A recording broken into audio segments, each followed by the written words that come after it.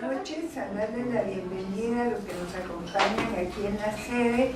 Un saludo muy especial para aquellos que nos siguen en la plataforma. El día de hoy estamos iniciando las clases relacionadas con geopolítica y tenemos con nosotros a una persona que no necesita ninguna presentación porque es muy conocido en todo Guatemala, al doctor Philip Chicola, con ustedes aquí. Muchísimas gracias, muy buenas noches a todos. Gracias por la invitación, de verdad es un honor, un privilegio poder venir a compartir con ustedes algunas reflexiones sobre temas de política internacional, ahí también para variar un poco los temas de la discusión. Como vamos a tener varias sesiones para hablar del tema de política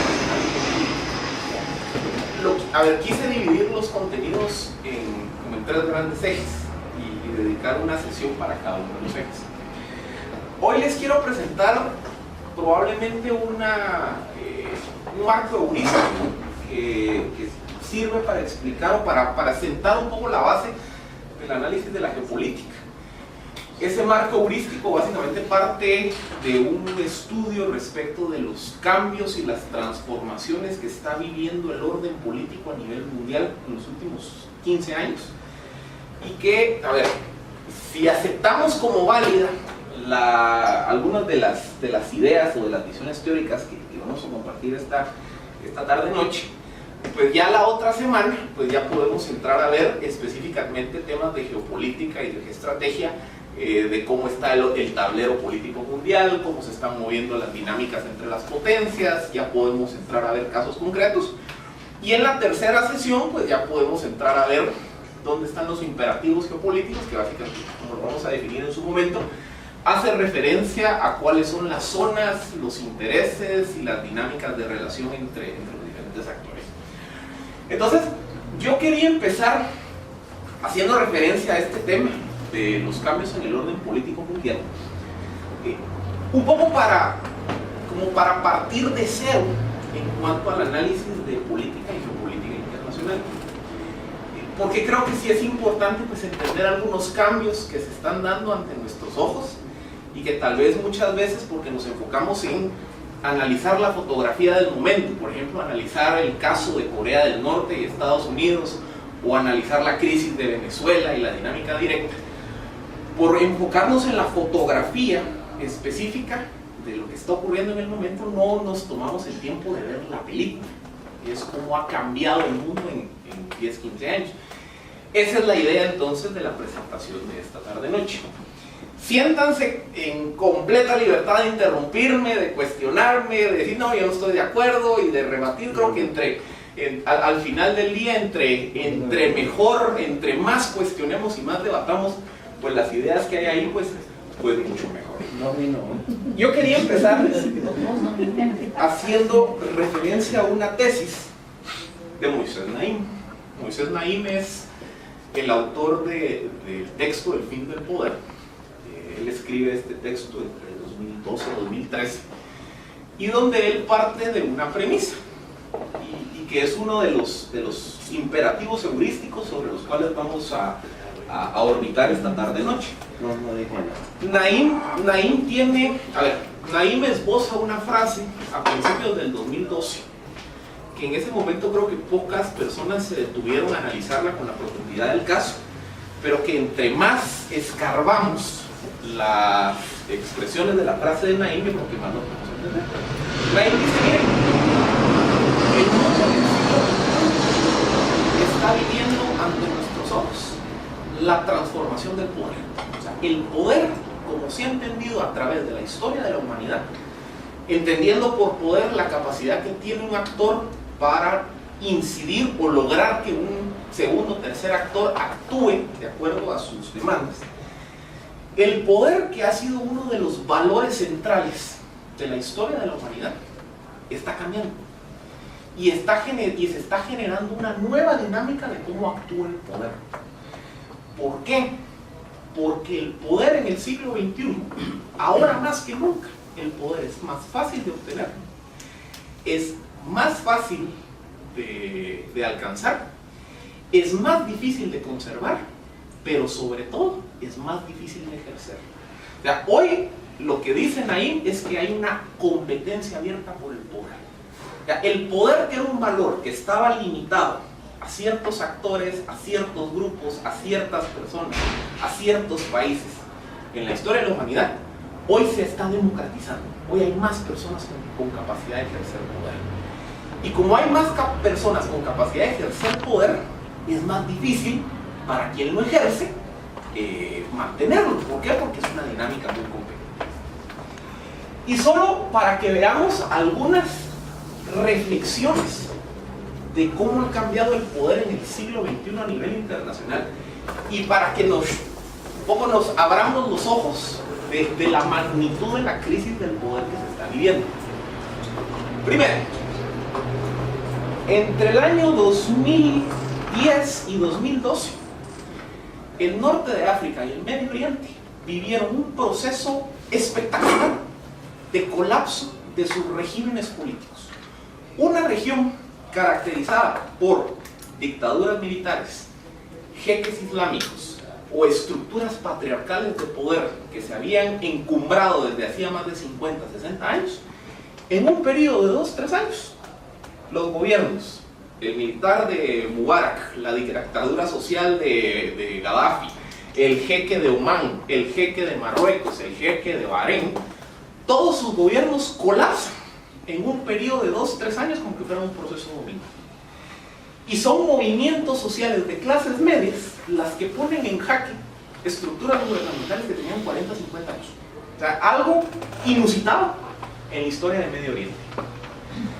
Segundo, en lo que va del siglo XXI, hemos visto, y específicamente entre los años 2007 y 2008, con Bank of America, Lehman Brothers y otras instituciones financieras internacionales, además de otros grandes monstruos como Enron y demás, como grandes empresas que eran monstruos económicos que tenían 100, 200 años de existir, de la noche a la mañana, en el marco de una crisis especulativa, que es lo que pasó en el caso de la crisis financiera 2007-2008, en el caso de una serie de malas gestiones administrativas, en el caso de Enron, grandes monstruos empresariales llegaron a la quiebra en menos de 24 o 48 horas. Las bolsas de valores en Estados Unidos, derivado de la crisis financiera 2007-2008, colapsaron en menos de 36 horas cuando se activa toda la burbuja inmobiliaria que se venía gestando en los últimos 20, 30 años. Es decir, la velocidad con la que monstruos económicos colapsaron no tiene paralelismo. Por ejemplo, se hace la comparación de la crisis financiera de 2007-2008 con la Gran Depresión de 1930. La diferencia que hay en la del 2007-2008 es que entre el 19 de septiembre del 2007 y el 25 de septiembre, un periodo de ¿qué? 7, 8 días, 6, 7 días, colapsaron 3 grandes bancos internacionales, precisamente porque todos empezaron a entrar en default en el cumplimiento de sus obligaciones hipotecarias. La crisis de 1930 fue un periodo de 3 años en el que colapsaron los valores de las principales casas de bolsa. O sea, las dos grandes crisis económicas de los últimos 100 años, la de 1930 duró 3 años en cocinarse, la del 2007 duró 6 días. O sea, la velocidad con la que se dio el colapso de las empresas es probablemente lo que más resalta de la crisis 2007-2008. Medios de comunicación, lo vamos a ver más adelante. Estamos viviendo ante nuestros ojos la revolución de cómo se consume información en el mundo. Los medios de comunicación tradicionales, como lo hemos entendido en los últimos 200 años, están colapsando. La tradición esa de que yo me despierto, agarro el periódico y leo las noticias, en 10 años se va a morir. Los medios impresos van a desaparecer. Estamos viviendo la mayor revolución de la información de la historia de la humanidad. Hoy cualquier persona con el teléfono, internet y demás tiene en sus manos la información de prácticamente todo. El shock social y de mentalidad que provoca, por ejemplo, que un niño de 5 años que sepa usar internet, la computadora y el teléfono y pueda meterse a Google y buscar lo que sea, eso es algo nunca antes visto en la historia de la humanidad. La información era uno de los activos también que estaba reducido a un pequeño grupo de personas o que estaba concentrado en espacios, por ejemplo, particulares, en la biblioteca del Congreso de Estados Unidos. Hoy no. Y obviamente eso altera o genera un cambio en los procesos de mentalidad y en los procesos de interacción social. A nivel religioso, estamos viviendo el periodo de la historia de la humanidad en que hay menos religiosidad en el mundo. O sea, la cantidad de personas que hoy se definen como agnósticos, ateos, no creyentes, ya oscila entre el 15 y el 18%. ¿Ya? Prácticamente ya estamos llegando al punto en el que 1 de cada 5 personas a nivel mundial no cree en un valor escatológico superior. Cuando a lo largo de la historia de la humanidad, y es más, sin ir tan lejos, hasta hace 200 años, la razón del ser humano era: yo vivo mi vida en la tierra, aguanto las penitencias en esta tierra porque yo voy a aspirar a una vida mejor en el más allá. Eso está cambiando. Hoy estamos viendo un periodo de la historia en donde las personas no están creyendo en valores escatológicos superiores. Y por eso es que estamos viendo cómo instituciones, el caso de la Iglesia Católica, tiene 2000 años de existir. Hoy la Iglesia, pues, está en uno de sus puntos de mayor debilidad a lo largo de esos 2000 años. En el 2013 vimos por primera vez en más de 600 años la renuncia de un papa. Y la razón por la que el papa, se recordarán, Benedicto XVI, Joseph Ratzinger, renuncia, es porque dice: hay muchos cambios que el mundo está viviendo y yo como papa no me siento en la facultad de poder hacer los cambios dentro de la iglesia para responder a esas transformaciones. El papa, que hasta hace 300, 400 años era el gran árbitro de la política internacional, hoy un papa está diciendo: yo no puedo, a lo interno de una institución jerárquica como la iglesia, hacer los cambios que necesitan. Gobiernos. Vamos a ver más adelante cómo, tal vez no deberíamos hacer ejemplos de Guatemala, pero Guatemala, Venezuela, Estados Unidos con Trump, Francia, Gran Bretaña, Chile, Brasil. ¿Qué tienen en común todos esos países hoy? Todos estos países están viviendo lo que probablemente es su gobierno más débil en sus respectivas historias políticas. O sea, hay una incapacidad de parte de los gobiernos de gobernar, valga la redundancia. O sea, el poder efectivo de los gobernantes se ha diluido. Y lo vamos a ver. Hoy Donald Trump lleva 7 meses en el poder y nunca un presidente de Estados Unidos se había enfrentado a tanta oposición, tanta incapacidad de echar a andar sus grandes políticas públicas derivada de la fractura del poder que hay en el sistema norteamericano. Pero no es muy diferente lo que le está pasando a Michel Temer en Brasil, no es muy diferente lo que le pasó a Bachelet en Chile, y aquí en Guatemala estamos viviendo el periodo de gobierno más débil de la historia democrática del país. O sea, hay una tendencia mundial en donde quien gobierna ya no tiene el poder que tenían los gobernantes hace 10 años. Pero ¿y con Alemania y Putin qué? Yo diría que es lo opuesto, ¿no? Pero, por ejemplo, lo que pasa es que cuando, sin ir tan lejos, si leemos los resultados de la elección en Alemania, al final del día, ¿cómo se llama? La canciller Merkel tiene que entrar en una alianza muy variopinta, porque el parlamento alemán, que generalmente se lo dividían entre demócratas, cristianos, socialdemócratas, entre 2 partidos, hoy hay 5, muy balanceados. Y entonces, para que ella pueda tener una coalición de gobierno en el sistema parlamentario, tuvo que meter a la derecha conservadora y a los liberales, que eran partidos que nunca, o que por lo menos tenían 30 años de no tener una participación relevante. O sea, incluso su coalición de gobierno, que antes era de a 2, hoy es de a 4. Entonces, su poder está más diluido. Y hay que ver qué tal le va, porque es más difícil gobernar cuando yo tengo que quedar bien con 4 partidos. En España pasa exactamente lo mismo. En España esto era PP y PSOE, PP y PSOE, PP y PSOE. Surge Podemos y surge Ciudadanos, y España hace un año pasó un año de desorden político, porque resulta que como Ciudadanos y Podemos sacaron tantos legisladores en las Cortes, no habían suficientes números para que Rajoy fuera reelecto el presidente del gobierno español. O sea, un sistema que tradicionalmente era bipartidista se habló. Rusia sí es la excepción a la regla. O sea, en Rusia estamos viendo la concentración nuevamente del poder en Putin, pero al final, a ver, uno diría, en Rusia lo que pasa es que siempre ha existido una tradición autocrática. O sea, los rusos siempre han tenido no solo la historia de los zares, la historia de los dictadores soviéticos. O sea, Rusia siempre ha tenido una tradición de centralización al poder, pero hay que ver qué pasa. O sea, creo que Rusia es la única excepción de lo que se está dando. Siguiente característica, en la guerra. Hoy la guerra cambió totalmente. Ahí vamos a ver el caso de Afganistán o la guerra contra ISIS. Hoy estamos viendo a las fuerzas militares más grandes del mundo ser incapaces de poder combatir las grandes amenazas de cuarta generación, que son el narcotráfico, el crimen organizado, el terrorismo y demás. O sea, los grandes ejércitos con millones de soldados, con armamento, etcétera, etcétera, hoy no pueden combatir las nuevas amenazas porque son amenazas completamente asimétricas en su funcionamiento. Y luego hay otra dinámica que también se está gestando ante nuestros ojos. ¿Qué tienen en común los dueños de Facebook, de Amazon, de Uber, de Instagram, de Twitter? Empezaron prácticamente en el garage. ¿Cuántos años tenían todos? Menos de 30 años. Menos de 30 años. Y hoy son ultra, super millonarios.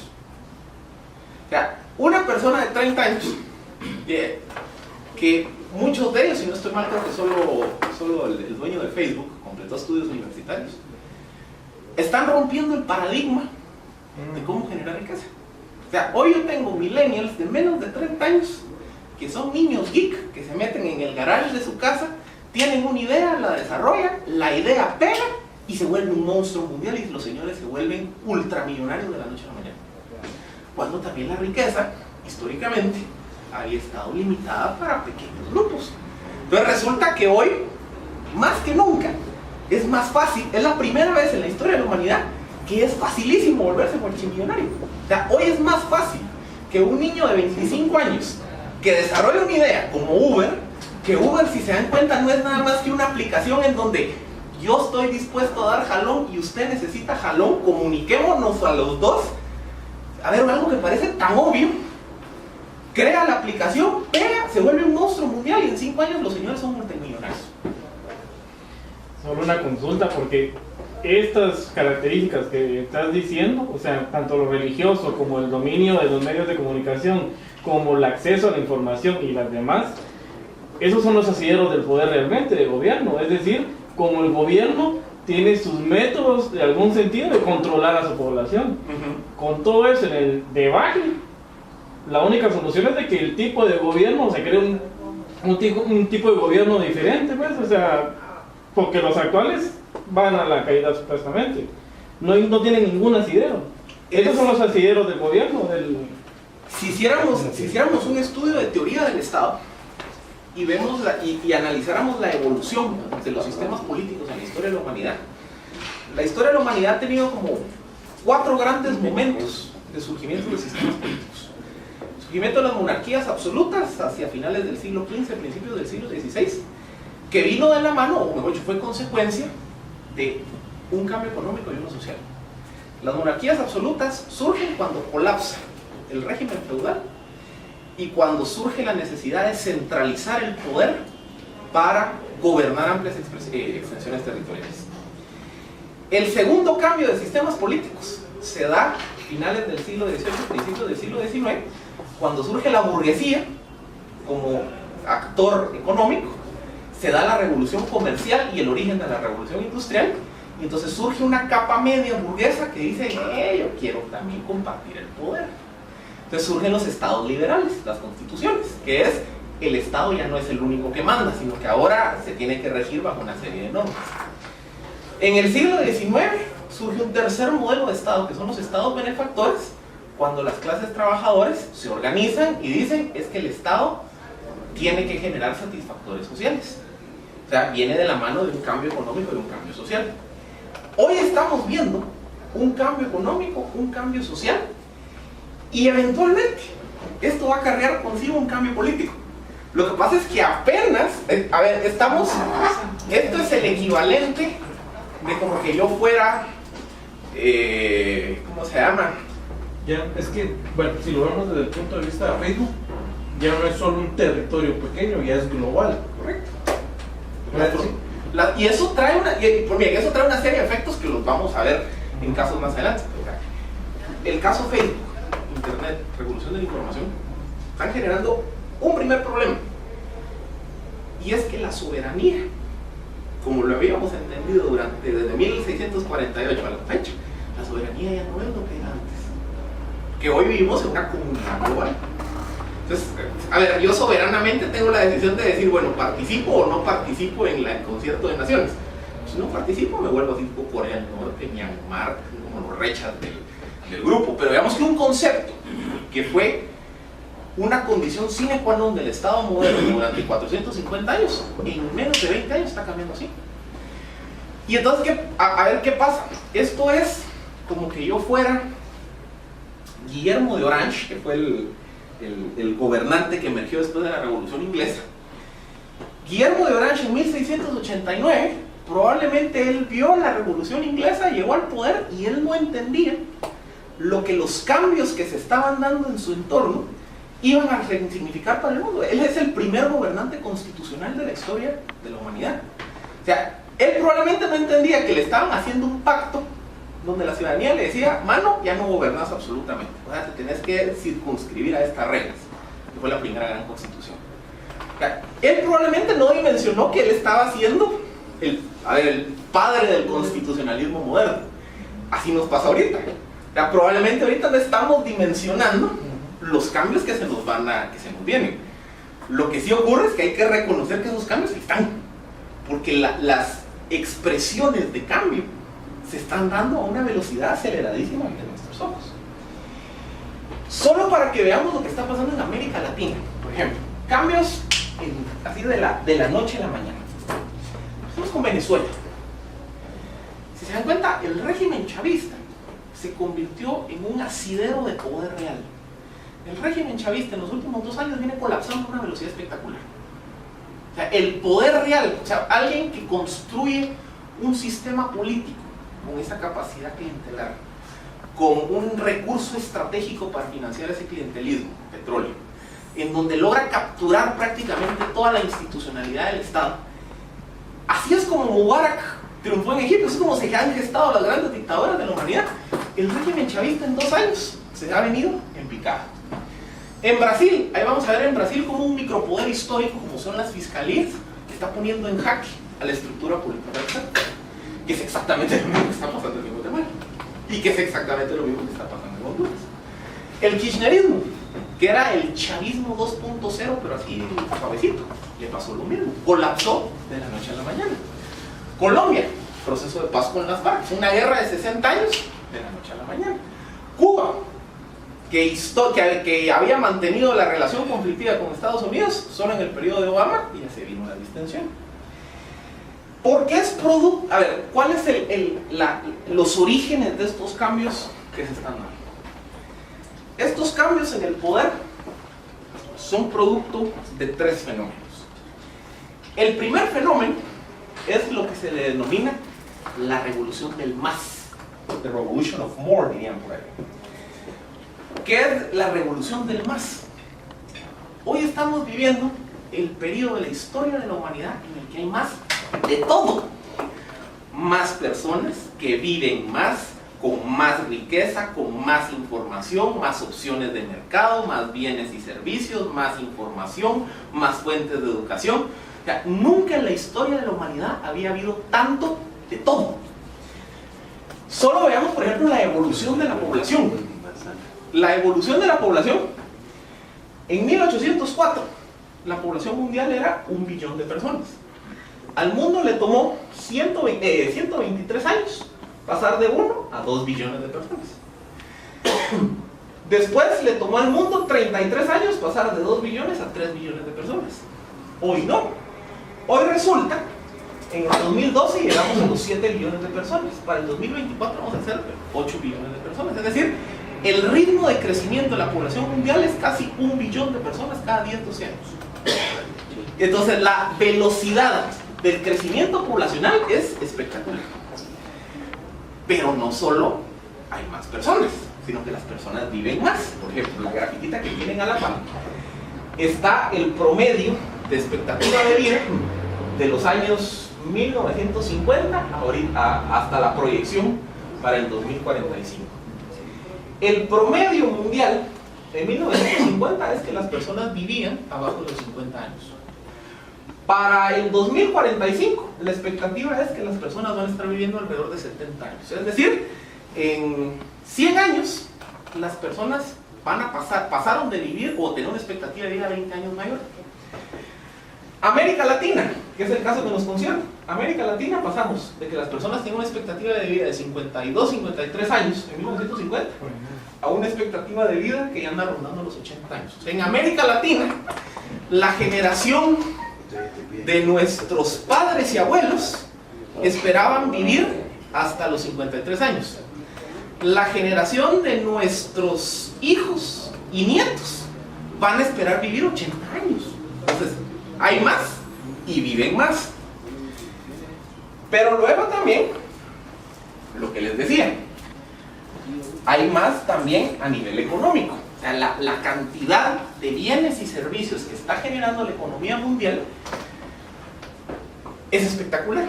Si vemos la historia o la evolución de la pobreza a nivel mundial, en 1820, las personas que vivían por debajo de lo que el Banco Mundial identifica como la línea de pobreza era el 94% de la población. O sea, el 94% de la población mundial en 1820 era considerada pobre. Ahora, e incluso después de la actualización de los índices o los mecanismos de medición del Banco Mundial, en el 2015 era menos del 10% de la población mundial que vive debajo de la línea de la pobreza. O sea, en 200 años, básicamente hubo una inversión de pobres versus no pobres. O sea, en 200 años, en 1800, el 10% de la población mundial vivía encima de la línea de la pobreza. Hoy no. Hoy es 10% el que vive abajo de la línea de la pobreza. Y ahí es donde condiciones como las de Guatemala, por eso son tan preocupantes a la luz de la experiencia mundial. Porque si se dan cuenta, y sobre todo desde 1940 para el 2015, la velocidad con la que está cayendo la pobreza a nivel mundial es espectacular. Y aquí en Guatemala vamos contra corriente. Ahí es donde cuando nos comparamos con una tendencia mundial, ahí vemos lo patética de nuestra situación. Y obviamente, a ver, si hay un fenómeno de reducción de la pobreza mundial, eso quiere decir, a ver, cuando una persona deja de ser pobre, su ascenso social inmediato es convertirse en clase media. Por ejemplo, este estudio del Franklin Institute, ya hace unos 3-4 años, identificaba cómo en un periodo de 10 años, entre el 2005 y el 2015, los sectores que pueden ser considerados como clase media a nivel mundial pasaron de estar en 1.5 billones de personas a 2.3. Pero la expectativa es que para el 2025 la clase media prácticamente se va a duplicar. Vamos a llegar a 4 billones de personas. ¿Y esto por qué es relevante? Porque la clase media es el foco moral de la nación. Los sistemas políticos se construyen sobre lo que actúa la clase media. La clase media es la que le demanda bienes y servicios al Estado. La clase media es la que sostiene el pago de impuestos. La clase media es la que participa en partidos políticos.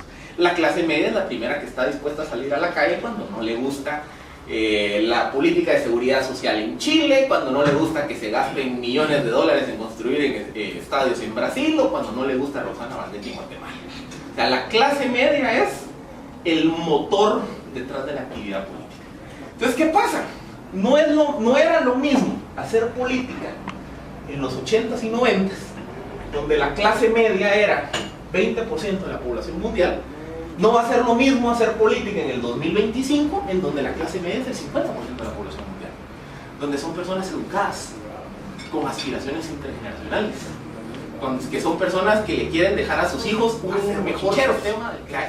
Ese crecimiento de la clase media también trastoca la forma de hacer política, porque ya la política no está reducida para unos cuantos, sino que hay más, y esos más quieren naturalmente más satisfactores.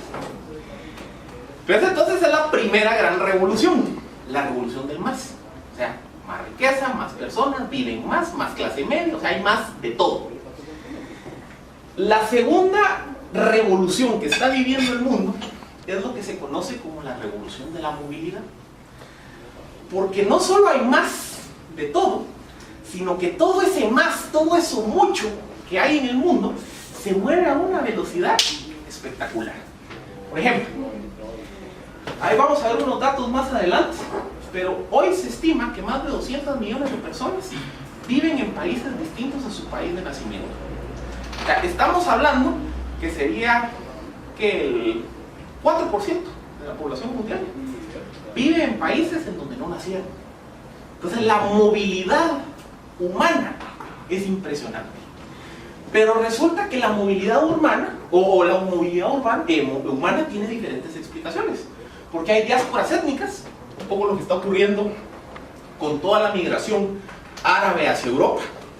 Y que, a ver, esa migración árabe hacia Europa está cambiando radicalmente la estructura de los mapas de poder europeo.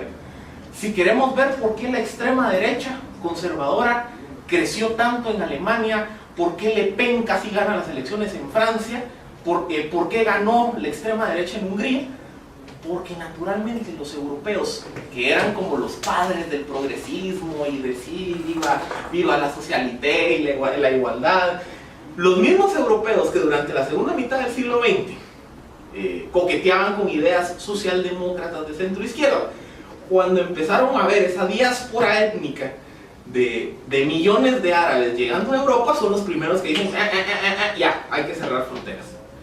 Pero es muy diferente de lo que está pasando hoy mismo en Estados Unidos. O sea, Estados Unidos, que es una nación que se construye sobre las migraciones, hay un momento en donde los mismos norteamericanos dicen ya no, más inmigrantes, ya. ¿Por qué? Porque más inmigrantes es más personas que compiten por nuestros trabajos, más personas que compiten por los servicios del Estado, etcétera, etcétera. Entonces, toda esta movilidad humana está generando ya una crisis de los sistemas de migración. Estados Unidos está diciendo, ya, se acabó, cierro mis fronteras. Europa, estamos viendo el renacer de las opciones cuasi fascistas, precisamente porque responden a un electorado que dice, ya no más árabes, vos ya, que se vayan. Hay también diásporas religiosas, o sea, en Francia, Francia, que es la cuna del secularismo y del humanismo, y que llevaba 500 años siendo un país secular en donde se había hecho el esfuerzo de separar la religión de los asuntos públicos, la sociedad francesa se topa con el problema que, derivado de esa diáspora étnica de los árabes, a las 5 de la tarde tiene decenas de personas rezando al unísono en actos públicos. Tiene a las mujeres árabes vestidas con la vestimenta musulmana. Y entonces eso genera un shock. Y es, ¿qué hacemos? Lo prohibimos, lo regulamos, lo permitimos. O sea, hay un cambio en la forma como la transformación religiosa se está dando. A nivel profesional, o sea, aquí no nos hagamos bolas. Veamos la generación millennial. Y la generación millennial son todos los nacidos del 78 en adelante. La generación millennial tiene una visión que dice, ay, si yo no consigo chance en mi país, meto papelería para irme a estudiar a otro lado, me voy a sacar ¿cómo se llama? Una pasantía, etcétera, etcétera. Y si mi país no me da oportunidades, a mí me da de gorro, me voy a encontrar oportunidades de otro lado. Y los millennials somos la generación de la transición. Los que vienen atrás, los centennials ya ni siquiera piensan en que van a encontrar oportunidades de desarrollo en su país. Y es más, las carreras que los centennials quieren estudiar son carreras que ni se ofrecen en nuestras universidades. O sea, si ustedes platican con patojitos de 14, 15 años que se han educado con el internet, su mentalidad es, yo para desarrollarme profesionalmente no va a ser aquí, va a ser en otro lado. Entonces esa diáspora profesional también está cambiando los patrones de poder. Pero que a nivel Centroamérica, Costa Rica es la que está recibiendo todo eso. La fuga de cerebros, el fenómeno de la fuga de cerebros, que llevamos 20 años de estar hablando de él, el fenómeno de la fuga de cerebros nos va a pegar, vamos a un país como Guatemala, en 2030, 2040, 2050, cuando nos demos cuenta que los núcleos o las masas críticas de ese grupo de jóvenes que iban a ser los motores de la actividad intelectual, pues resulta que se fueron. O sea, ese es el... Y lo que pasa es que a ver, un país donde le está pegando la crisis antes, a China. China tuvo su fuga de cerebros desde finales de los 90, porque derivado del boom económico de los chinos, las clases medias chinas fueron las primeras que decían, no, mi hijo no se queda aquí, mi hijo que se vaya a estudiar fuera. Entonces vayan a ver cuál es la nacionalidad de la mayor parte de los ingenieros de Silicon Valley, cuál es la nacionalidad de la mayor parte de los financieros ¿cómo se llama?, de Wall Street, quiénes son los grandes operadores financieros en Europa. Estos son chinos. O sea, los chinos como nacionalidad son los primeros que fueron a conquistar profesionalmente el mundo, porque fue la primera gran diáspora profesional que ocurrió. Pero no se queda atrás India tampoco. Y India viene ahí atrás, o sea, por eso les digo, este es un fenómeno en donde lo que está ocurriendo es que las mentes más brillantes del mundo las atraen los países que generan oportunidades. Entonces un país no genera oportunidades, se queda sin teoría. Eso es lo complicado del entorno hacia donde vamos. ¿Vos crees que es posible que hoy esté pasando hoy en Guatemala pasando lo mismo, después de tanta gente que salió con la guerra, tantas mentes que se fueron, mentes brillantes que se fueron con la guerra a otros países, y que hoy estemos sufriendo la consecuencia de eso? En Guatemala, lo que estamos viviendo hoy es más una diáspora de liderazgos políticos. O sea, si se dan cuenta, llevamos como 10 años de que la rotación de liderazgos políticos en el país es bastante lenta. Y esa falta de rotación de liderazgos políticos básicamente es la generación de los jóvenes que vivieron su juventud, valga la redundancia, en los años más duros de la guerra, y a los cuales pasó una de tres cosas: o los mataron de un bando y del otro, o se fueron del país con sus familias, o sencillamente se educaron en un entorno donde les dijeron no digas, no preguntes, no leas. Y entonces ese vacío, que si se dan cuenta es la generación de los 35 a los 50 años, si así hiciéramos un análisis estadístico de frecuencia, de porcentajes de liderazgos políticos ubicados entre los 35 y los 50 años, hay una merma. O sea, nuestros liderazgos políticos o tienen más de 50 años, o ya empezamos a ver como que a todos los patojos están empezando a sacar la cabeza. Pero esa generación intermedia, cuantitativamente hablando, tiene muy poco. ¿Por qué? Ese es el efecto de la diáspora de la guerra. Pero ojo, solo fue política. Este fenómeno lo que nos dice es que la diáspora es profesional, es intelectual. Entonces, si hoy estamos pagando en Guatemala los platos rotos de que yo no tengo un liderazgo político pujante, que sea capaz de sentarse a la mesa, de platicar, de encontrar soluciones, sino que se convoca a diálogos. ¿Y quiénes son los actores de los diálogos? Los mismos que llevan 15 años. Los mismos líderes de organizaciones sociales, los mismos líderes de los tanques de pensamiento, los mismos líderes empresariales. O sea, la misma trama. Son lo mismo. ¿Pero por qué es? Porque esa generación que debió haberlos llegado a sustituir, o no está, o se fue, o le dijeron no te metas. Es que es parte de lo que por qué Guatemala está completamente en contra de la corriente, ¿verdad? Porque no aprovecha los talentos que tiene. Y todo cambio me da una resistencia, que es inevitable, ¿no? Y la resistencia en Guatemala muchas veces llega a la ceguera completa, pues. No miro los cambios y no los voy a seguir viendo. Yo sigo igual. Y eso va con los líderes políticos. Quieren permanecer y permanecer y permanecer, incluyen a los jóvenes solo para decir, y nosotros incluimos para a que los sigan jóvenes.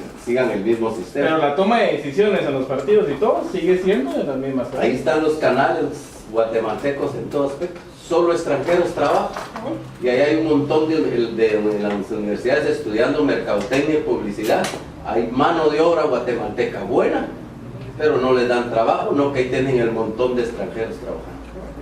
¿Por qué? Porque no había, o sea, hace 5 o 10 años no había un núcleo de donde echar mano, porque es como la generación perdida. Entonces ahora lo que pasa es que ya esa generación, en donde yo tuve que llenar los espacios con gente de fuera, reciclando los de siempre y demás, hoy nos enfrentamos con el efecto del rebalse, que la generación que viene atrás es muy activa y viene con ganas de tomar control de todo. Y entonces la generación anterior no existió. Entonces la generación anterior se acostumbró a estar en los espacios de poder. Entonces ese es el choque generacional que se nos viene. Y ¿sabes? Eso es solo a nivel político. Cuando esto se disperse a prácticamente todas las ramas del conocimiento, imagínense qué va a pasar. Pero luego, miren, hay otro fenómeno que también lo podemos percibir aquí en Guatemala. Veamos la evolución de la relación urbano-rural en el mundo. A mediados de los 50, el 70% de la población mundial habitaba en zonas rurales. Para el 2005, ya era mitad y mitad. La expectativa es que para el 2030, el 60% de la población en el mundo va a vivir en urbes, en centros urbanos. Y ese fenómeno, o sea, ese fenómeno de cómo, otra vez en un periodo de 80 años, 75 años, de cómo se da vuelta la relación urbano-rural, lo estamos viviendo en Guatemala. Si vemos el crecimiento de la zona urbana metropolitana entre el 2000 y el 2015, pero ni nos preguntaron. Cuando sentimos, todos los municipios conurbados de la mayor parte del departamento de Guatemala se volvieron una gran zona urbana.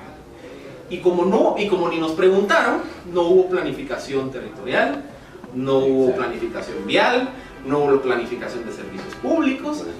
Y entonces, ¿qué pasa? Hoy nos quejamos que la ciudad colapsó, pero es que no supimos leer un proceso de urbanización o de migración de lo rural a lo urbano ante nuestros ojos. Y lo que es peor, cuando se dan esas explosiones urbanas y los sistemas son incapaces de atender a esta cantidad de personas que llegan y se concentran en una misma urbe, se empiezan a generar los cinturones de pobreza. El caso paradigmático es lo que pasó en Brasilia y en Lima, que son las dos ciudades latinoamericanas que vivieron sus booms urbanos entre los 70s y 80s. Lima es un gueto, o sea, Lima, si ustedes le dan una vuelta en helicóptero, se van a dar cuenta que hay una zona como de unas, ¿qué?, 20 manzanas, que es donde se concentran las zonas residenciales de clase media, las zonas comerciales, la zona financiera, etcétera, etcétera. Pero cuando se empiezan a alejar de esas 20, 30 manzanas, tienen cientos de manzanas de cinturones de pobreza. Porque los peruanos, entre los años 80 y 90, no lograron prever la migración masiva de población rural a las ciudades, no generaron los servicios básicos, no les generaron oportunidades de empleo y demás. Entonces, ¿qué pasa? Lima es un núcleo urbano desarrollado, rodeado de un mar de pobreza. No es tan lejos de lo que estamos aquí. Y si ustedes quieren ver donde probablemente ese fenómeno ya ocurrió y ni lo volteamos a ver, lo que pasó en Shela, lo que está pasando en Shela. O sea, el crecimiento de Quetzaltenango, de la zona conurbada, se está dando a una velocidad todavía más rápida de lo que pasó aquí en la ciudad. Y el problema es que todavía aquí en la ciudad, mal que bien, hubo cierta inversión en mitigadores viales que lograron medio ordenar el funcionamiento de la ciudad. En Shela, en 10 años, la ciudad va a colapsar. Pero resulta que ese mismo fenómeno está pasando en Cobán, en Zacapa. Zacapa, vos uno caminaba a pie todo el pueblo, porque yo soy de allá. Ahora tenés que usar carros para ir de un lugar a otro. Es increíble. Y 2 calles hay en Zacapa, la que te entra y la que te saca. Y como no hay planificación urbana, son las callecitas aquellas de que cabe carro y medio, ¿va? Y Zacapa va a ser, es una de las ciudades intermedias que para el 2030, 2035 va a tener 1.5, 2 millones de personas viviendo en esa zona. ¿Y cómo voy a atender temas de tráfico, de basura, de agua, de saneamiento? O sea, que son servicios urbanísticos básicos. Vámonos un paso más atrás. ¿Qué es en Shela? Ustedes me lo están atendiendo. Pero, por ejemplo, tiene esa capa la infraestructura hospitalaria o de la red de servicios de salud para atender todas esas personas que van a llegar. Estructura de red educativa. O sea, Shela, mal que bien, está aguantando el desborde poblacional, porque Shela siempre se identificó como la segunda ciudad. Entonces, todo lo que no se puede hacer aquí, lo voy a hacer allá.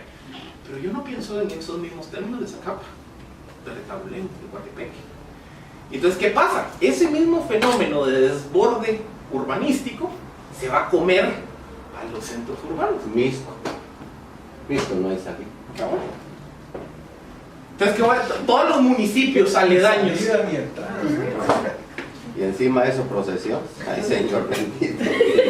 No hay organización. Y el otro parándose a hacer show. Ay, Señor bendito. Vaya, entonces, ¿qué pasa? Cuando yo tengo las poblaciones urbanas, y esto es por estudios sociológicos, cuando yo concentro población en un territorio relativamente limitado y yo no genero satisfactores públicos, oportunidades de empleo y de desarrollo, ahí tengo la receta o el caldo de cultivo para una bomba social. ¿Por qué estamos viendo la proliferación de las pandillas juveniles? ¿Dónde proliferan las pandillas juveniles? En esos cinturones de pobreza. Entonces, si ya estamos preveyendo que la migración de lo rural al urbano es una realidad, eso no lo va a poder evitar. Si ya estoy preveyendo que se viene esta gran migración de la ruralidad al urbanístico, y si no estoy preparado para atender esa masa humana que se viene, ¿qué va a pasar? O sea, si ahorita nos quejamos del poder de las pandillas, pero ni quiero pensar cómo va a estar en 20 años. Y obviamente, a ver, esas zonas urbanas son las que después se terminan convirtiendo en los caldos de cultivo para los fenómenos populistas.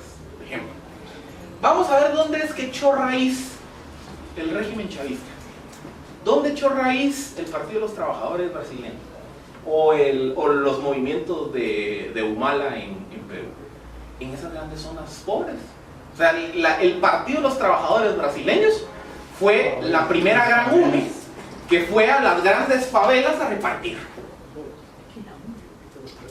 Y entonces, si esos mis grupos poblacionales pobres, sin servicios públicos, que están a 10, 15 kilómetros de los centros urbanos, están ahí con tanto descontento, una de dos: o es una receta para estallido social, violencia, o es una receta para que alguien vaya a entrar en una relación clientelar transaccional y esa sea la forma de hacer política.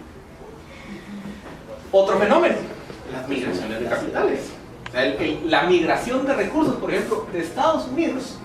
Estos son datos del 2011, están un poco desactualizados, pero Estados Unidos en el 2011 salían hacia el mundo 120 billones de dólares anuales. O sea, Estados Unidos básicamente le aportaba 23 billones a México, nos aporta 10-12% del PIB nacional a Guatemala, le aportaba 3 billones a la India, otros 13 billones a la China. O sea, Estados Unidos es el gran sponsor mundial vía migración de capitales. Estados Unidos ya se está tratando de eso. O sea, también parte de la política nacionalista de Trump, es decir, yo ya no quiero, o sea, mi economía ya no quiere sostener vía remesas al resto del mundo. Y las remesas generan un efecto. Las remesas generan una influencia económica de núcleos familiares que tienen acceso a otras cosas. Por ejemplo, y lo vimos en la elección 2015.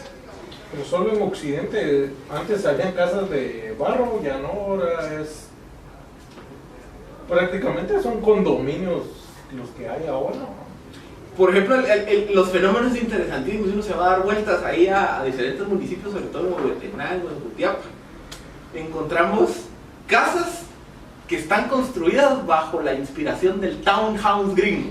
O sea, de la casita así de techito, de un piso, etcétera, etcétera. ¿Qué me dice eso?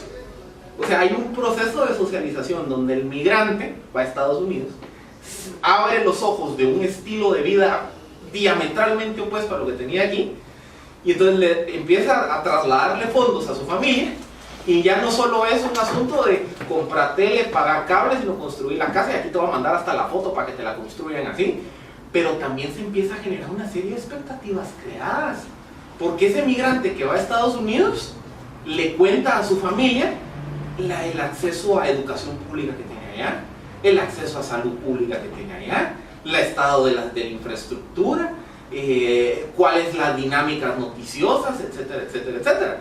Entonces, ¿qué pasa? Las familias que se quedan aquí en Guatemala, una de dos, o dicen yo también me quiero ir, cosa que ya no se puede, que ya no se va a poder en teoría, o se empieza a generar una mayor brecha de expectativa. O sea, ¿qué es la brecha de expectativa? En los años 50, todavía hasta los años 80, había grandes núcleos poblacionales de Guatemala, de personas que nacían y morían en el área rural y no conocían absolutamente nada más. Y si mucho llegaban a conocer la cabecera municipal, la cabecera departamental y demás. Conforme se da la revolución de las comunicaciones, es más fácil que haya entonces una visita de la ruralidad al urbano. Pero quiera que no, mi mundo urbano aquí en Guatemala todavía deja mucho que decir. Pero cuando yo estoy a una llamada de distancia de un familiar que me dice, mire, dice que tuve un accidente y fui a un hospital y me lo dieron todo gratis y con tecnología que no había visto, o fíjate que yo mandé a mis hijos a la escuela pública acá y todos tienen computadora, internet, ¿y cómo es la escuela pública allá en el pueblo? Pues el piso es de tierra, el techo de lámina. Entonces genera esa brecha de expectativa de lo que yo sé que hay allá afuera versus lo que tengo aquí, que me genera un caldo de cultivo de reacción y molestia social.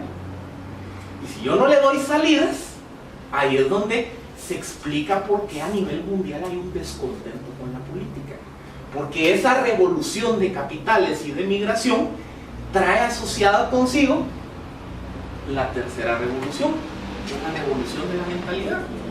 La revolución de la mentalidad son esos cambios de paradigma mental que las personas naturalmente empiezan a tener cuando se dan cuenta que ahí a la par, como dirían los gringos, que la grama es más verde del otro lado de la cerca. O sea, cuando yo sé que hay algo mucho mejor que mi entorno y yo miro que mi entorno está mal, o busco cómo pasarme el otro lado de la cerca, o me vuelvo un caldo de cultivo de rechazo. Y esa revolución de la mentalidad también viene asociada a otra serie de variables más.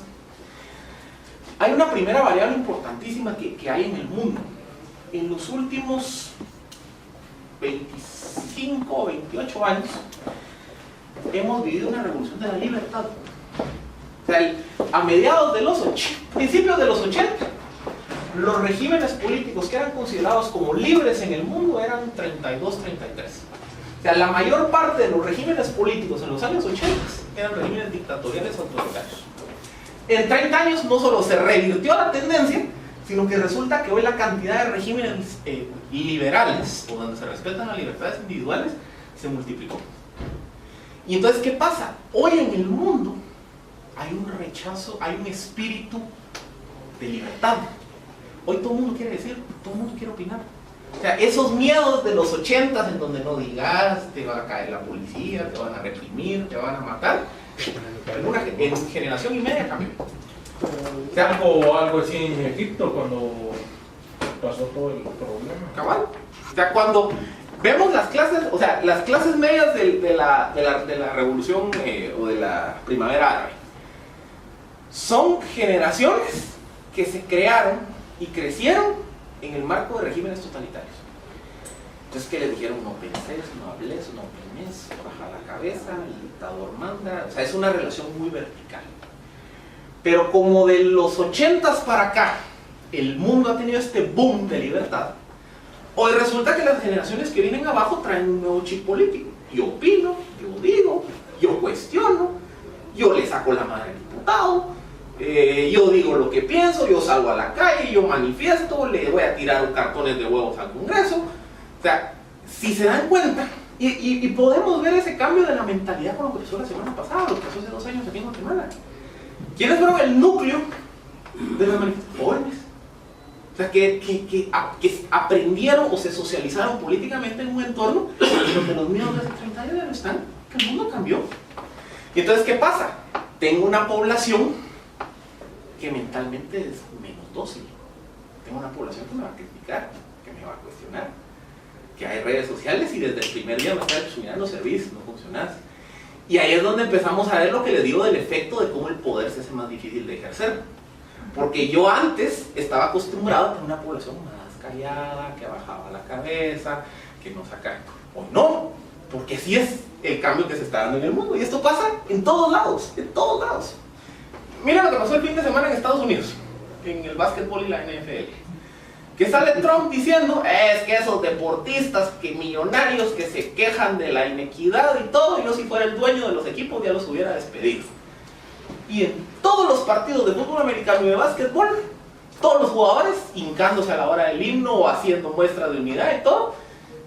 Pucha, y entonces el presidente de Estados Unidos, el hombre más poderoso del mundo, en un fin de semana, se topó con que la élite deportiva de su país le está diciendo, manito, no.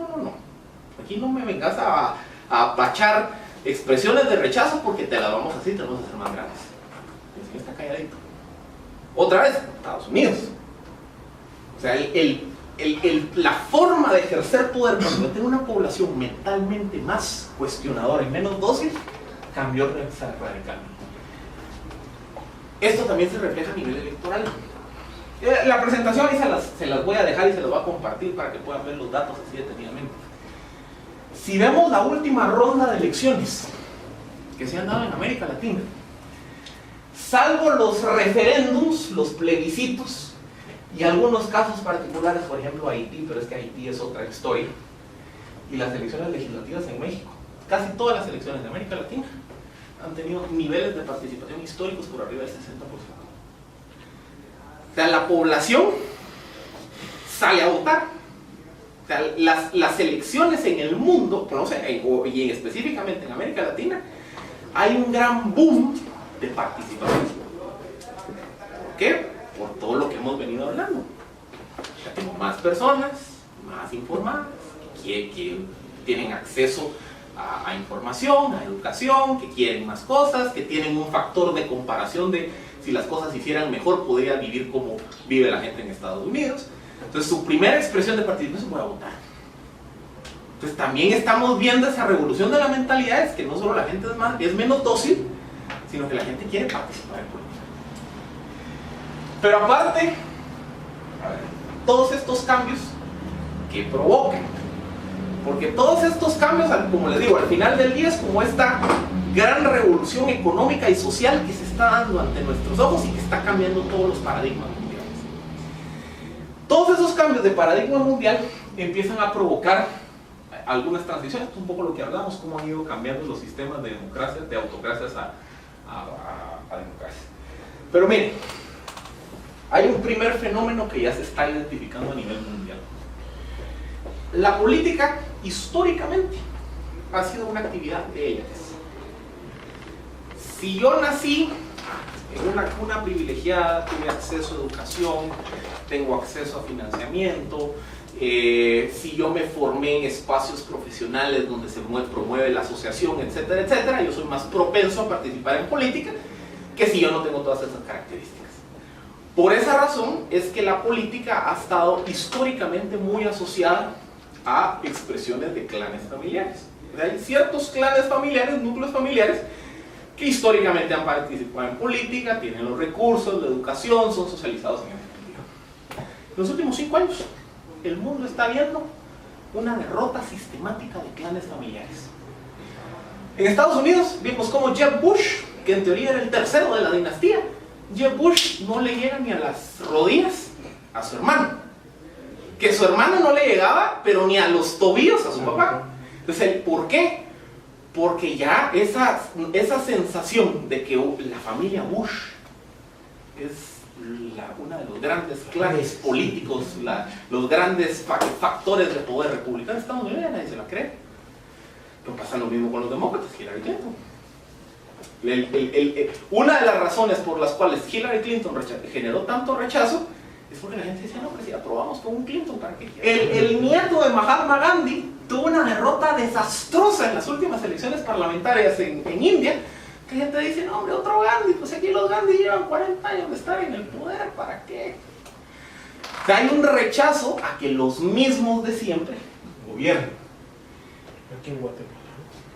No, Pero miren lo que pasa, porque es que lo que pasa es que aquí pasamos de un extremo al otro. Porque así como hay un rechazo a los grandes clanes políticos tradicionales, el mundo también está apostando por otras cosas en política. Y aquí está como los casos extremos.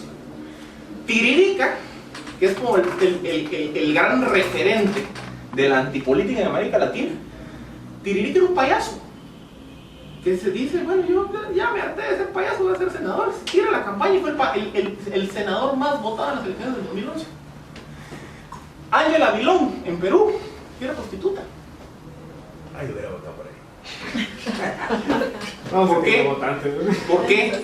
Son buenas mujeres. Pero ¿por qué gana un payaso y por qué gana una prostituta?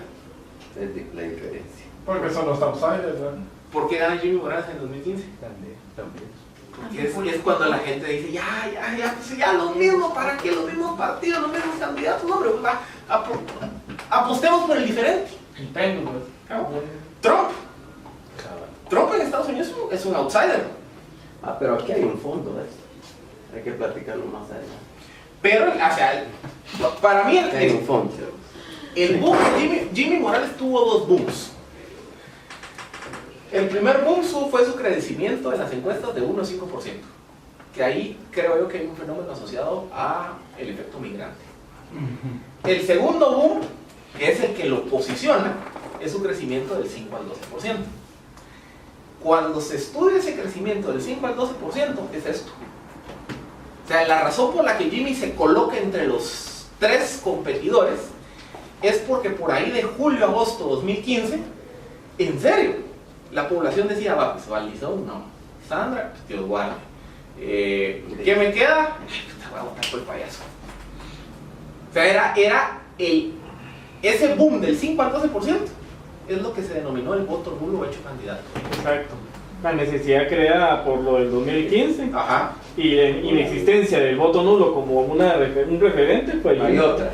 Y el último empujón, ahí sí, el último empujón es ya cuando todas las estructuras locales se dan cuenta que sus candidatos no van a pegar y se empiezan a cambiar de partido los 10 días antes de la elección.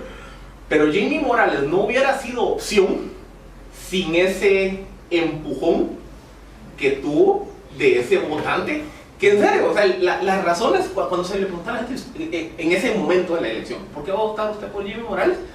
Porque ya para que los mismos es diferente, mejor voto por payaso a ver si me ofrece algo diferente. Es decir, era el voto nulo hecho candidato, que es la misma explicación por qué una prostituta gana una elección legislativa o por qué un payaso gana una elección, ¿cómo se llama?, a senador en Brasil. Como puta le fue mejor entonces. Pero luego, miren, hay otro fenómeno. Hay otro fenómeno que también es una de las grandes realidades que se está dando en el mundo, que es lo que se le denomina las mayorías silenciosas. Y las mayorías silenciosas básicamente hacen referencia al divorcio que existe entre la mentalidad de las élites versus el divorcio de la mentalidad de las grandes mayorías poblacionales. Y hay 4 grandes fenómenos de los últimos 3 años a nivel político mundial que evidencian ese divorcio de mentalidad de élites versus de las grandes mayorías. Por ejemplo, el Brexit. Ese ya está, ya varios ya se están empezando a sumar. Cabal. Pero el Brexit, si se dan cuenta, cuando en las semanas anteriores a que se diera el referéndum en Gran Bretaña, el discurso de medios, de los políticos ingleses, de los formadores de opinión, de los columnistas, de los académicos, de los intelectuales ingleses es: no te vas a salir, ¿cómo nos vamos a salir? Sin la Unión Europea esto no va a funcionar, si el mundo está yéndose a los bloques y demás. O sea, la élite intelectual, social, periodística, política, económica de Gran Bretaña estaba casada con la idea que no al Brexit. Llega la votación, la gente que vota, hagamos. No es muy diferente al no en Colombia. Otra vez, la élite intelectual, académica, política, con la excepción de Álvaro Uribe, incluso la élite económica y demás, decían, ya pongámosle fin a la guerra, a la paz, etcétera, etcétera. Pero la clase media dijo, no hombre, si miren todas las concesiones que le están dando a las FARC. Y ganó el no. Donald Trump, todos los medios, hasta Fox, tenían esas, hasta Fox era medio crítico de Trump. Todos los medios, artistas, columnistas, intelectuales, universidades, todo había una gran campaña, Trump va a ser la perdición, no voten por Trump, y ganó Trump. Y la misma Le Pen no ganó, pero Le Pen sacó 46-48% de la votación en Francia. Mismo fenómeno, es que ella es una neonazi, la extrema derecha, etcétera, etcétera, y hay grandes mayorías silenciosas que están mostrando que el discurso de la mayoría silenciosa es muy diferente al discurso de las élites. El caso de Trump es genial. Parece que si ustedes iban a ciudades en Estados Unidos, Nueva York, Los Ángeles, Washington, Miami, Chicago, Trump era el demonio personificado políticamente. No sé si tengo por ahí, a ver, creo que tengo más adelante los resultados de la elección de Trump. Este es el resultado de la elección de Donald Trump. Rojo es Trump, azul es Hillary. ¿Dónde ganó Hillary? Miami, Houston, Chicago, Nueva York, Washington, Los Ángeles. Pero no el 100%. O sea, Hillary ganó y arrasó en ciudades. Ciudades donde se concentran las universidades, donde están las élites económicas, donde están los centros de información. El norteamericano, entre comillas, rural, la gran mayoría, es la que le dijo a esa élite, no. O sea, el gran norteamericano del interior, la gran mayoría es la que dijo, abusadas, ya no más migrantes, ya no más remesas. Yo cuando quiero competir en un puesto de trabajo en Burger King, no quiero que un latino ilegal compita con mi puesto de trabajo, por muy políticamente incorrecto que sea eso. Mientras que el discurso en las zonas urbanas es, no, pues que la migración, que los temas de minorías, etcétera, etcétera. Ahí está el poder de la mayoría silenciosa. ¿Qué le dio? Entonces, por eso les digo, hay un divorcio entre el discurso de las élites y el discurso de las mayorías.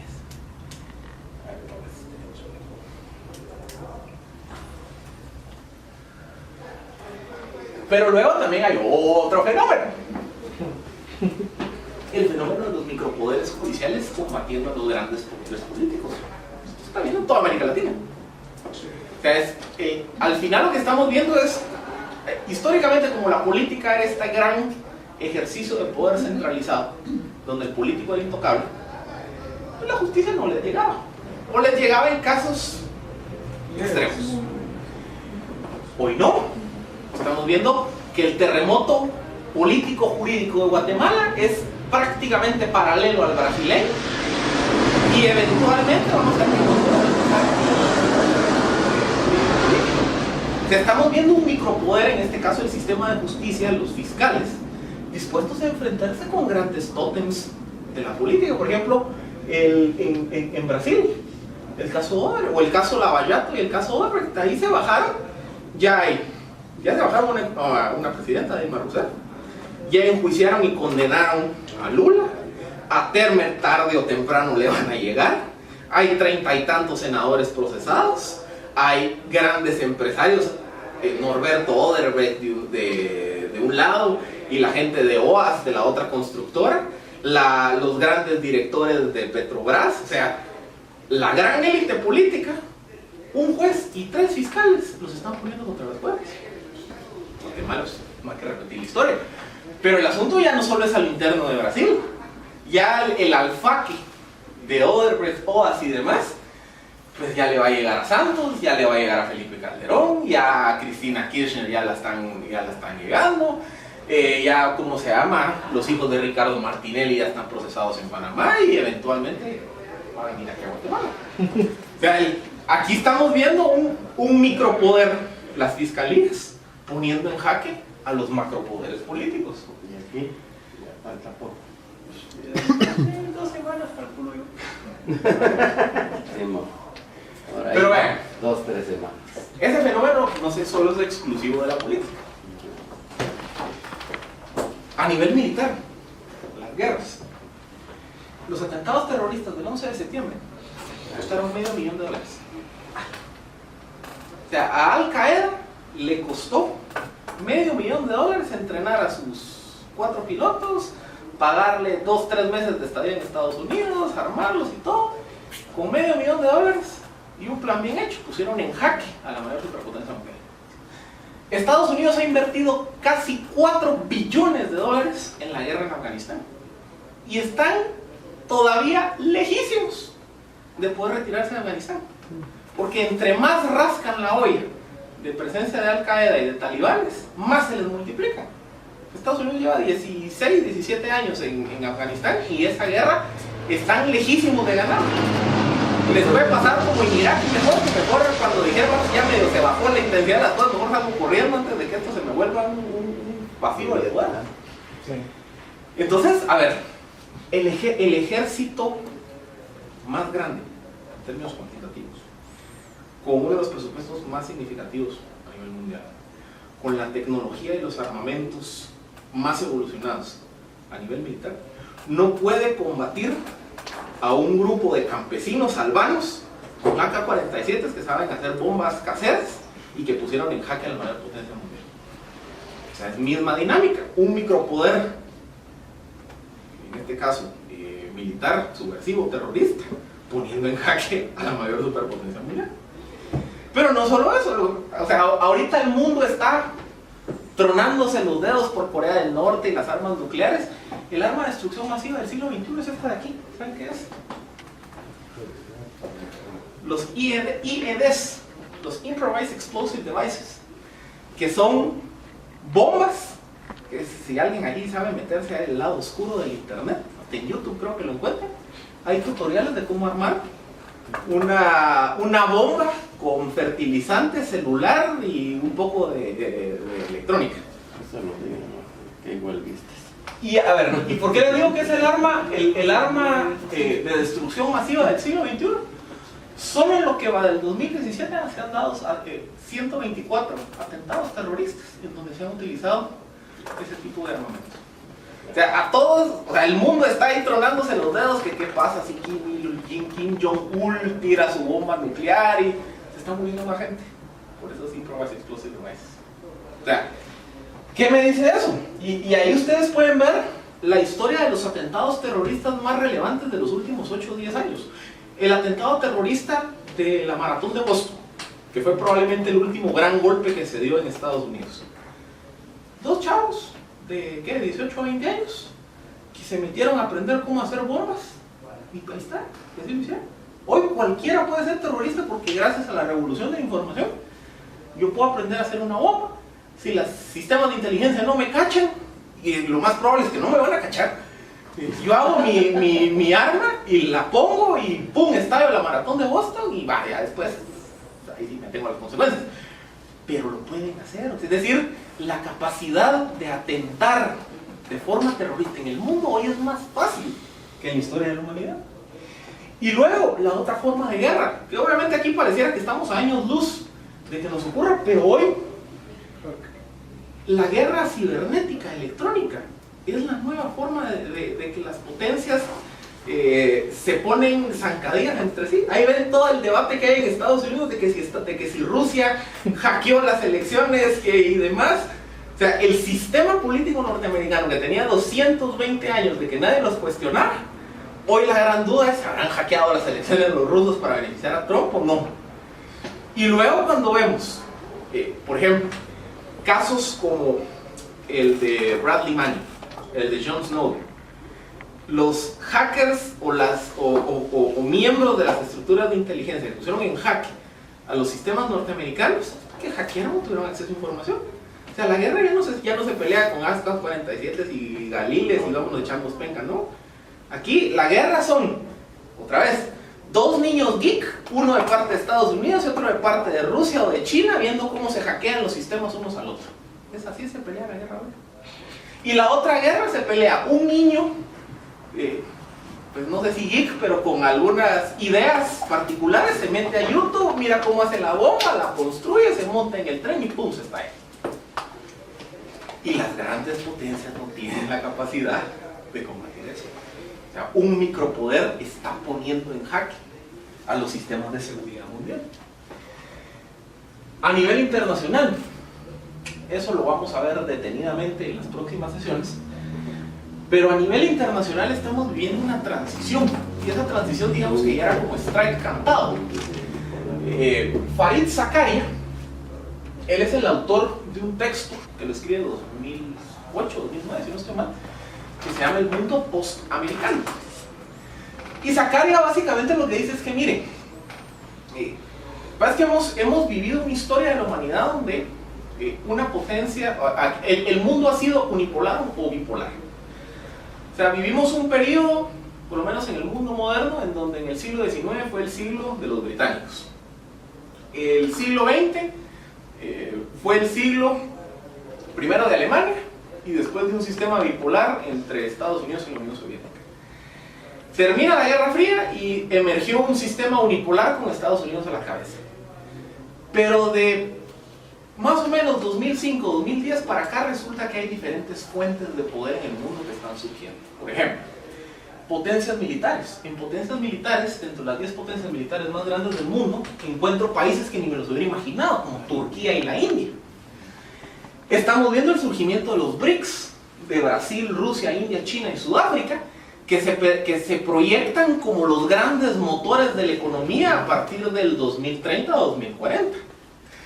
Las potencias nucleares en el mundo, pues hoy todo el mundo anda volteando a ver a Corea del Norte, que literalmente Corea del Norte viven como que fueran en el siglo XVIII, porque no tienen servicios públicos básicos, el Estado coreano está colapsado, etcétera, etcétera.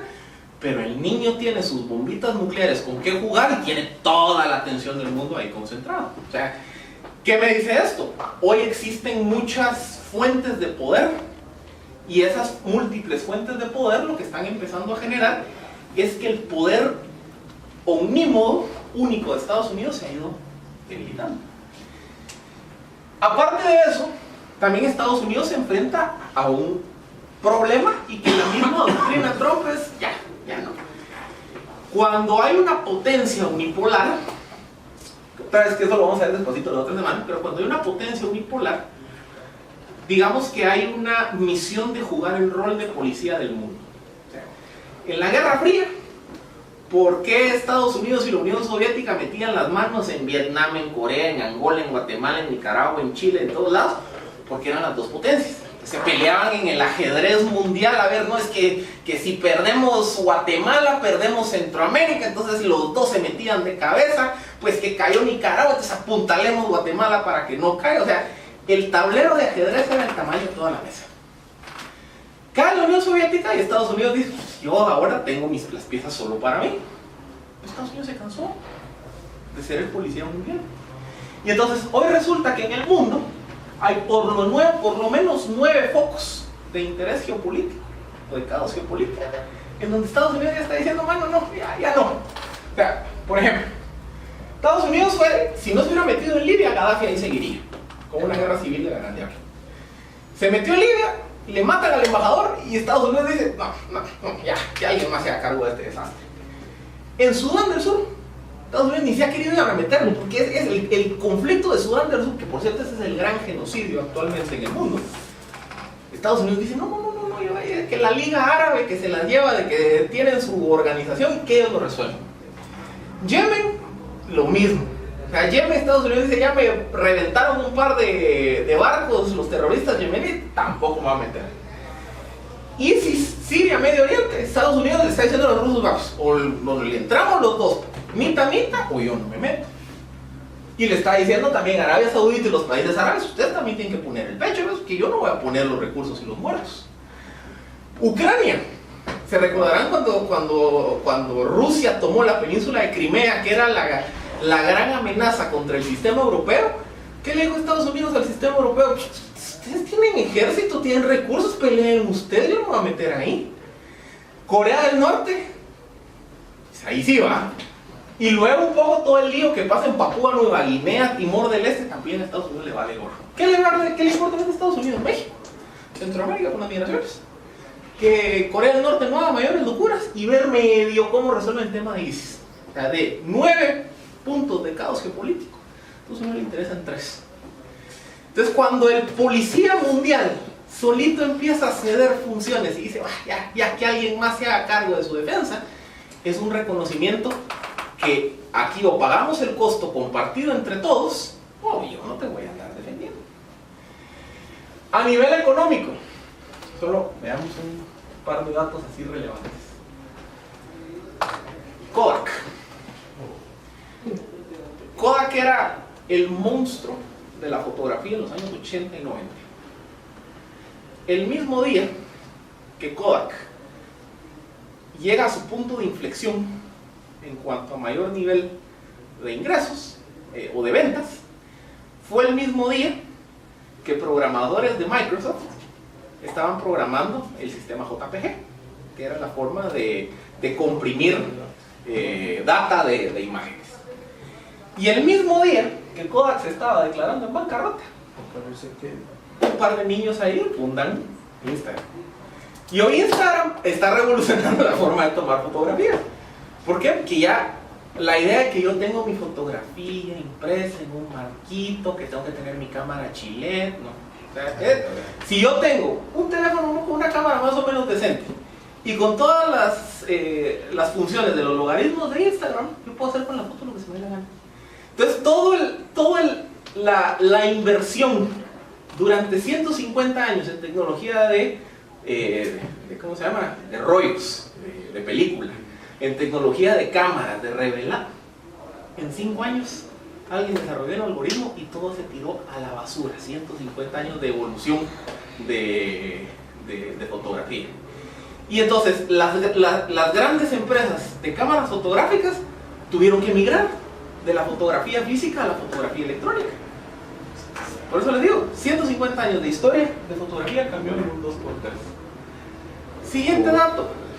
Ustedes saben que Uber, que no es dueño de un solo carro en el mundo, Uber no es dueño de nada, no tiene activos de vehículos.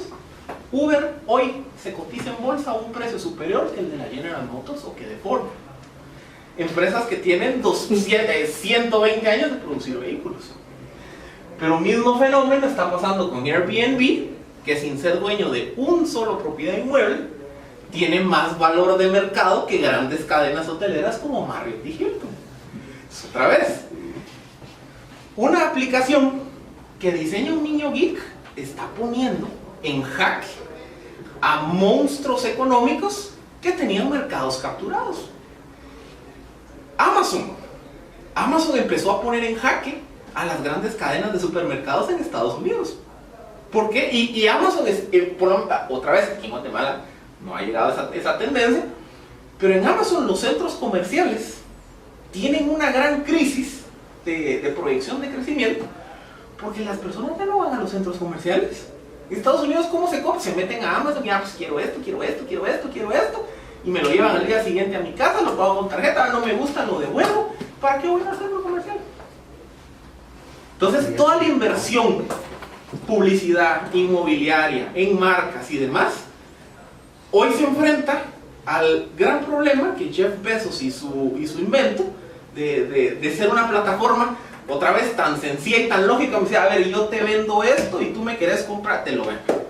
Algo que parecía así de lógico, que no es nada más que generar más simetría de mercado, está carcomiendo la forma tradicional de cómo se comercia en el mundo. Este es otro ejemplo de los micropoderes. Tengo un monstruo de la aviación internacional como United Airlines. Viene United Airlines y digamos que comete el pequeño abuso de sacar voluntariamente ahí a un pasajero y que por políticas tenía la razón, etcétera, etcétera. Pero resulta que a la par del cuate al que lo sacan arrastrado del avión, más de alguien tenía un teléfono, toma video, toma foto. ¿Y cuál es el efecto de eso? Muy sencillo.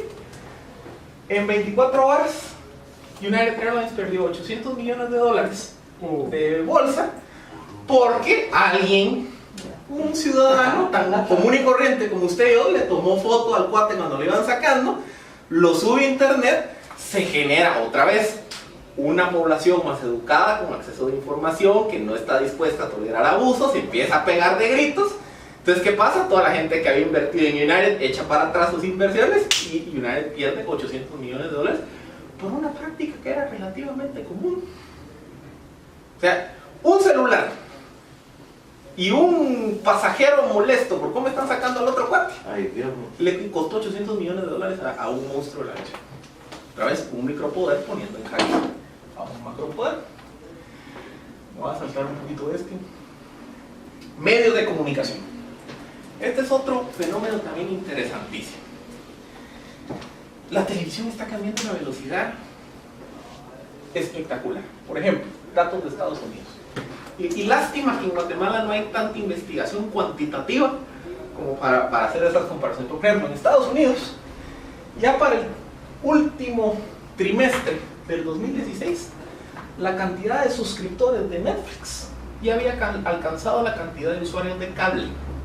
Probablemente a estas alturas del partido Netflix ya superó a los usuarios de cable. O sea, el cable, que fue la forma como en los años 70 la población dijo: así voy a tener acceso a películas, a canales y demás, el cable va destinado al fracaso. ¿Por qué? Porque YouTube, Netflix y la televisión digital van a desplazar a los medios de cable. La televisión abierta ni hablemos. Aquí en Guatemala, pues es que, a ver, el cable ya tiene 80% nivel de penetración. Pues el monopolio de los canales abiertos ya no es lo que era antes. Pero espérense a que se desarrolle la televisión digital, porque es más fácil que una persona tenga su smartphone a que tenga su conexión de cable. Espérense que empiecen a meter por televisión digital el mundial, los partidos de los rojos y los cremas, los partidos de la televisión de fútbol español. Y cuando sintamos, ya nadie va a ver televisión abierta, todo el mundo va a ver aquí. Y así va, y entonces eso está cambiando todo el esquema mundial de cómo se consume. Periódicos impresos, lo que les mencionaba. Gran Bretaña, que es en donde la tendencia viene más acelerada. Los grandes medios británicos han perdido en 15 años entre el 40 y el 60% de sus suscriptores, los medios impresos. Y eso le está pasando a todos. O sea, no es que uno, que su línea no me gusta, que muy... No, todos. Todos los medios impresos vienen en franca decadencia. Que nadie consume medios impresos. Y obviamente hoy los medios están en una crisis de sostenibilidad financiera que no nadie tiene una solución al respecto, sobre todo los medios impresos. ¿Cómo se sostienen estos que regalan en las esquinas? Es que ahí la clave es ¿cómo se llama? La pauta, pero sobre todo el inserto. O sea, si ustedes se dan cuenta, con el Publinews o con el Soy 502, me viene que una muestra de shampoo, que un vale de descuento en Taco Bell, que no sé qué. Pero entonces, ya no aguanta. Cabal, Ya no aguanta. cabal. Sin Entonces, prensa libre ya no aguanta. el valor de esos medios no es su publicidad, es su canal de distribución. O sea, yo marca, no estoy pagando que mi anuncio lo miren 200,000 personas, no. Yo marca estoy pagando que mi muestra de Vitaflenaco, yo sé que le va a llegar en la mano a 50,000 personas. Entonces, el cambio de modelo fue, yo antes quería que la foto de mi marca, toda la persona que agarrara en nuestro diario y la viera en la página 2 a posicionamiento. Ya el tema ya no es posicionamiento de marca, es canal de distribución. Entonces, como estos medios lograron desarrollar sus canales de distribución in situ, ellos lograron migrar a un nuevo modelo. Pero si se dan cuenta, son medios que tienen redacciones pues bastante pobres. ¿Y las otras? Las otras, cada uno viene en franja decadencia. Entonces tienen que Prensa recibir libre dinerito, facturada. si tienen que recibir dinerito bajo de agua para sacar artículos para medio mantenerse.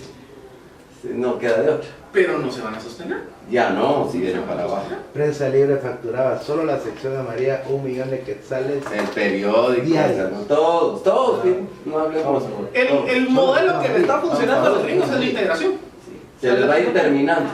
Esto está pasando con los medios, o sea, tradicionales. Pero el efecto que esto va a tener, y que es, al final del día es el efecto macro de este cambio, es que las personas ya no están dispuestas a pagar por información. Ahí está. Menos Ese es la el- que no quieren. ¿Ah? Menos la que no quieren. Porque al final la información hoy es tan amplia, tan dispersa, de tanto acceso, ¿para qué me voy a suscribir yo a un Exacto. periódico? Si no se la sacan en prensa libre, se la sacan en las redes. Entonces ya, ahora ya no tienen que pagar. Sí, pues, no, sí, ahí está. Y si no quieren que se la saquen en el peladero, se la sacan en tal lado. O sea, entonces ¿para qué me voy a suscribir yo a un medio si yo la información? No, ahora está. Es que antes yo siento que digamos, yo tenía suscripciones de ciertos periódicos. Me interesaba saber de todos lados, pero Pero ahora. ¿Y ahora dónde se informa? aquí también trato de Ahí está. Porque usted tiene acceso, o sea, veo Que las canales redes de también afuera, las ¿no? manejan, ¿verdad vos? Uno ve canales de pero la afuera. red está dispersa, que ese es el segundo efecto. Pero ponerle que la red también hay mucha gente que la maneja a su modo, ¿va? Es que aquí es donde viene el cambio. Sí. O sea, el día, miren, el cambio es... Hay dos fenómenos que están pasando con los medios. Y digamos que los medios escritos son la primera víctima del fenómeno. Y es, ya nadie paga una suscripción a un medio impreso, porque la información yo la tengo de otro lado. Y me meto a internet, en Twitter, Facebook y demás. Pero también ya los anunciantes, que eran la gran fuente de financiamiento de los medios impresos, conforme están viendo que la cantidad de anunciantes se reduce, pues ya no me sale rentable. Entonces, ¿qué hago? Pauto en otro lado. Entonces, digamos que ya el medio no tiene fuentes de financiamiento. Como el medio no tiene fuentes de financiamiento, tiene que empezar a tener redacciones más flojas. Pero resulta que aparte hay otra fuente de competencia. Y es que hoy los periodistas, su principal fuente de competencia son los bloggers. ¿Cuál es la diferencia? .com, ¿Qué que es, Ah. ¿Qué es eso? Broker. El blogger. ¿has visto la página guatemala.com? Es un blogger. El blogger es, yo en mi casa no tengo nada más que hacer y empiezo a generar contenido. O sea, y ese es el efecto de redes. O sea, la democratización de la información que hizo. Yo antes tenía un periodista el cual su trabajo era generar información. El blogger no tiene nada más que hacer. Pues. El periodista tenía que casarse con la línea editorial de su medio. O sea, el medio le decía aquí somos de izquierda, de derecha, ¿no? El blogger escribe lo que se le dé la gana. El periodista, en teoría, tenía que contrastar fuentes. El blogger, no, pues yo puedo subir lo que quiera a mi Facebook, a mi Twitter, yo puedo decir cualquier cosa, si es verdad o mentira, pues ahí cada quien juzga, ¿va? El periodista, en teoría, se tiene que adherir a ciertos estándares periodísticos. El blogger no. O sea, yo blogger puedo escribir lo que quiera. El periodista, en teoría, tiene un editor que le revisa. El blogger lo hace solito. Independiente. Entonces, y eso es solo en la generación de información y de contenido sustantivo. Pero, por ejemplo, si vemos cobertura de accidentes, de noticias, hoy, ¿quién es el mayor periodista en el mundo? El ciudadano de a pie. Yo voy en la calle y miro dos motoladrones y le tomo fotos, lo subo a Facebook y la gente se indigna, se multiplica. O, ¿cómo se llama? Yo voy a un restaurante y miro un político reunido con no sé quién, ¡pum! Le tomo una foto, lo subo y así es esto. O sea, la información se democratizó. El que la genera y el que la consume. Y bueno, como ya nos pasamos 10 minutitos, estamos. Les dejo estas reflexiones que nos sirven de base y ya sobre estas reflexiones pues construimos temas geopolíticos. O sea, la gran conclusión que yo les quiero dejar de esta presentación es que hoy en el mundo hay un fenómeno que no se había visto en la historia de la humanidad. Y es que por primera vez en el mundo, el pequeño se puede competir taco a taco con el grande. Entonces las fronteras de la desigualdad de poder se deshicieron. O sea, hoy, los casos que vimos, un payaso le puede ganar las elecciones a un miembro de un clan político. ¿Cómo se llama? Un geek, un niño geek que desarrolla una app puede poner en jaque a grandes empresas históricas. Un chavo que genera contenido en redes sociales, en internet y todo, sin importar si es cierto, si no es cierto, si es bueno, si es malo, y pone en jaque a los grandes medios. O sea, hoy el pequeño puede competir taco a taco con el grande y ganarle. Y eso nunca se había dado en la historia de la humanidad. En la historia de la humanidad había una jerarquía histórica de poder. El que tenía recursos, fuerza, fortaleza, influencia, información, tenía una posición de superioridad respecto a los demás. Esa posición de superioridad se acabó. Y entonces, si se acabó un elemento de cómo las sociedades mundiales han vivido durante 10.000, 12.000 años, esto va a trastocar la forma de cómo se hace política. Y es lo que estamos viviendo hoy. Gracias. Gracias.